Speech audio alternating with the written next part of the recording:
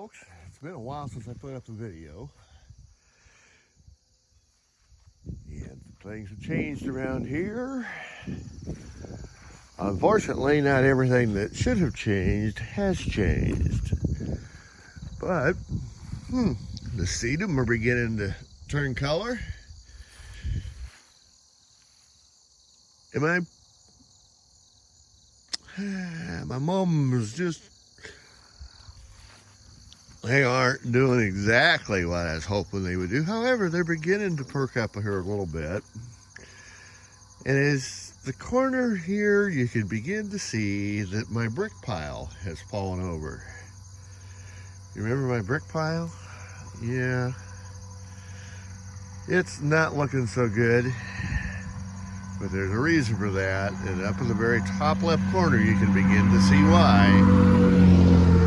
The old elm tree did not have a taproot. This is what I came home to last night when I came home from work. I am really actually lucky here. Let me show you something here. As you go over here, and you go up there, and you see the transformer, and you look across here, and that way, when I say I'm lucky, I mean I'm lucky. It did not mess up the power feed, and that power feed had some branches really close to it, but the big old elm tree has finally given way.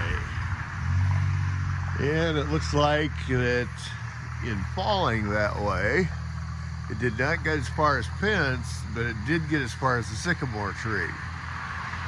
So I may have some repairing to do on the old sycamore tree over there. But let's just take a look. This is actually the first I've been out and around. I'm seeing this for the first time pretty much the same way that you're seeing it. But I think it's probably time for me to run to town and get a chainsaw that'll actually work. Well, and even more lucky if you look up here. See that right there? There's the power lines there too. That's the main feed. It did not hit those either. So like I said, I'm pretty lucky here. And but yeah, it's time to go to town and get a real chainsaw and see what we can do with it. There's a lot of weight there. I'm sorry to see that old thing go. Definitely gonna change the it's definitely going to change the looks, the view around here, the vista. And wow, that was a big old tree. That tree when we moved in was beginning to die at that point. And over the years, the bark all has come off of it. And it's just been a dead old snag. And you can tell that it's been having water and stuff freeze.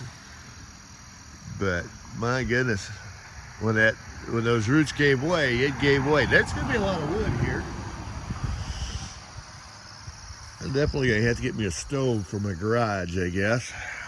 I think I finally got some firewood for a while. Yeah, it didn't help the sycamore tree at all. I may have to, well, once I get this all cleaned up, I may have to get the ladder out and get up there and do some trimming and some mudding on that sycamore tree, keep the beetles out of it. But anyway, like I said, I got to go to town. Got to get a chainsaw.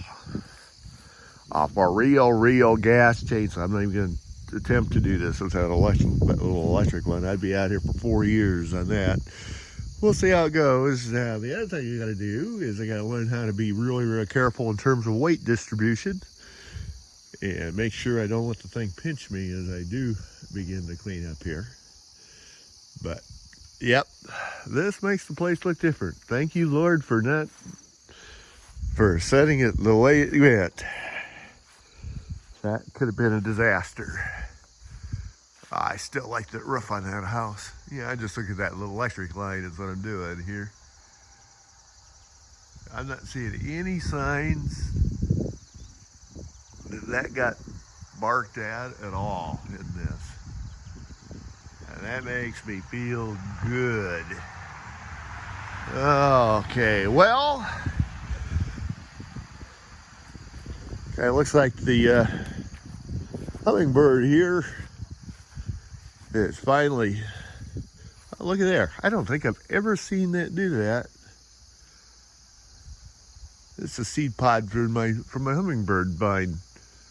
You got all sorts of them if you want some. I may have to save those and harvest them and see. I don't, as often as that's done, I don't think I remember seeing the seed pods about them before. Maybe I just haven't paid enough attention. Away we go. So, well, fun stuff. I get to go to town. Bye-bye.